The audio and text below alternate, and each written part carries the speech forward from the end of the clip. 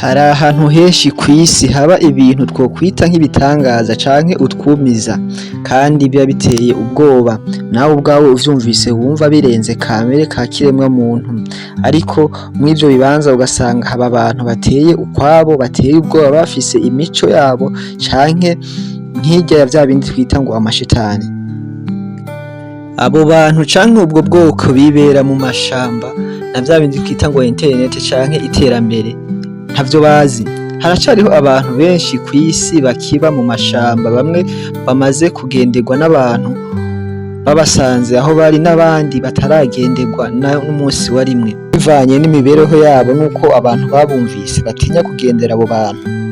Ibiharuro vyerekana ko aha kw'isi hakiriho ubwoko burenga 100 gushika uyu munsi bishize kure y'ikiremwa muntu, kandi abo bantu nta kintu na kimwe bazi kuvyerekeye iterambere canke internet, bo baracabayeho muri ya mico ya basekuruza wabo n'imigenzo basekuruza babo basize babaraze.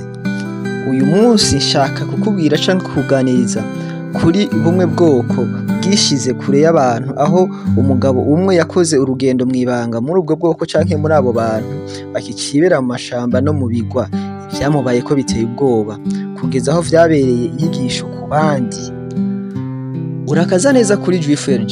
Nimba uri mushasha kora subscribe kugira ngo tubandanye tubana muri uwo muryango. Muhawe ikaze, nimba uhejeje kubikora uri umuntu w'agaciro. John Allen Chao yavutse itariki 18 ukwezi kwa12 1991 i Alabama, hari muri Leta Zunze Ubumwe za Amerika. Akurira Vancouver i Washington. Yakuze akunda gutembera n'abagenzi biwe.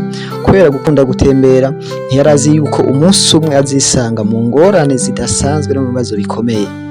Mu mwaka wa 2008 igihe yari akiri kw'ishure ryatunganije urugendo rwo kuja mu gihugu ca Mexique. Aho niho vyatanguriye kuri John ibyo gukunda gutembera no kuvumbura ibintu, kubona ibintu bishasha. Ni naho vyatanguriye vyo gukunda ibintu vy'iyobokamana no kuvuga ubutumwa bwiza bwamamaza Yesu Kristo. Umwe mu bo yafatiraho nk'icitegererezo ciwe canke bamwe twita ngo role model n'umumissionnaire yamenyekanye nka David Livingstone. Abenshi muramuzi mu mateka, abantu bize ama-histoire baramuzi. Uyu mugabo yashatse kuba nkawe ku kiguzi ico arico cose, atitaye ku ngorane canke ku ngaruka zomushikira canke ibyoshikira ubuzima bwiwe. Yashatse kuba umumissionnaire agenda avuga ubutumwa bwiza bwamamaza Yesu Kristo, abushikane ku bantu bataramenya ivy'iyobokamana canke ivy'agakiza. Uko John yagiye arakura, yatanguye gufata ingendo z'abamissionnaire kugira ngo ashike ku ndoto ziwe.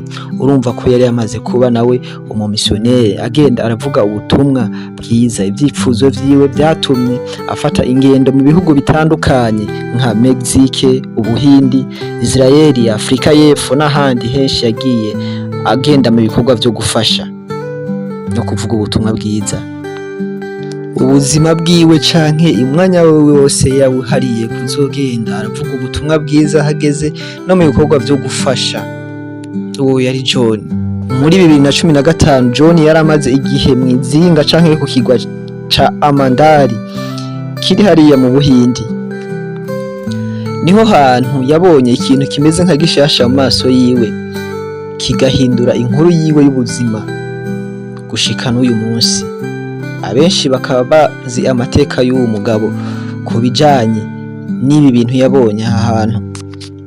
Mu gihe yari aha hantu kw'iki kigwa, yarashoboye kumenya ikindi kigwa citwa North Sentinel canke Sentinel du Nord, niko twovyita mu gifaransa. Ahantu hakaba haba ubwoko buteye ubwoba ku ngenzi canke ku kiremwa muntu kindi gisanzwe badahuje imico. Abo bantu bita aba Sentinel.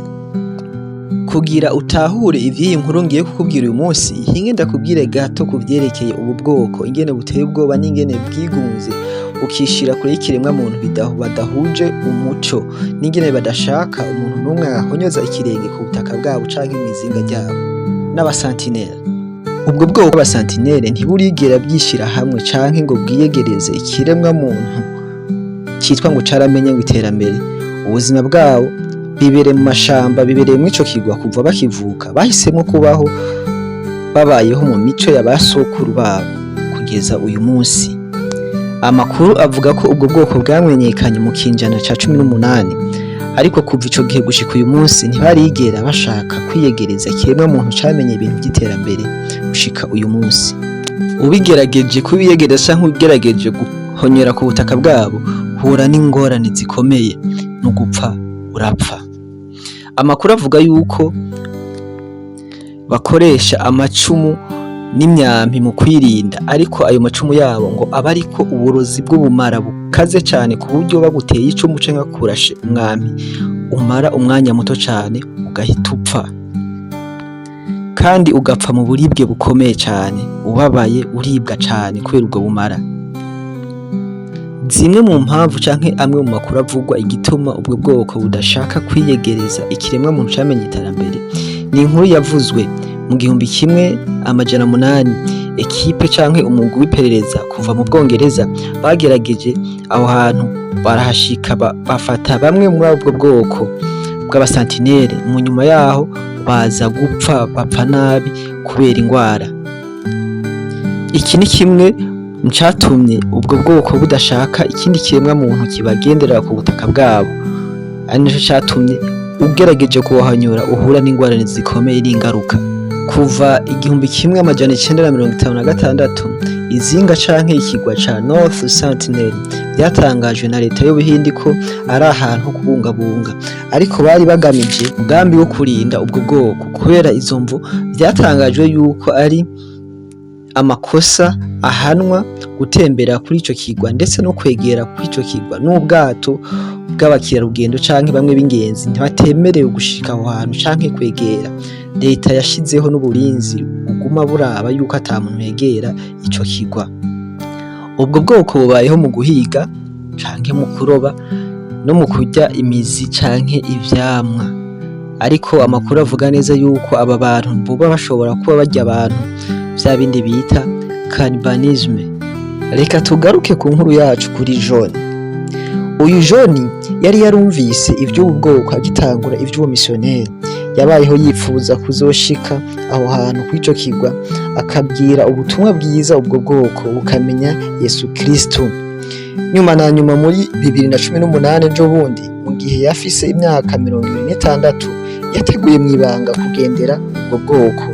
Yagiye mw'ibanga n'abamisiyoneri bagenzi be batabizi, ndetse atani icyangombwa afise kimwemera kuja kuri ico kigwa, kuko yagenda no kugisaba mu Buhindi ntibari kumwemera ko ntivyemere kugendera ico kigwa.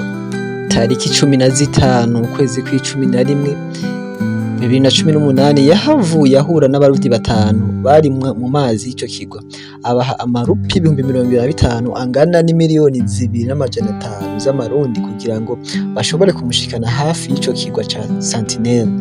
Bashitse hafi y'ico kigwa, abarovyi baramubwiye John ati twebwe ntiturengaha. John afata akato gato arababwira ati nimundindire. Aragenda agihonyora ku butaka bw'ico kigwa, yahuje amaso n'abasantinera amaso ku yandi, avuza induru asemerera n'ijwi rirenga ati my name is John, I love you and Jesus love you. Nandi majambo yase kuvuga ngo nitwa John, ndabakunda kandi na Yesu arabakunda.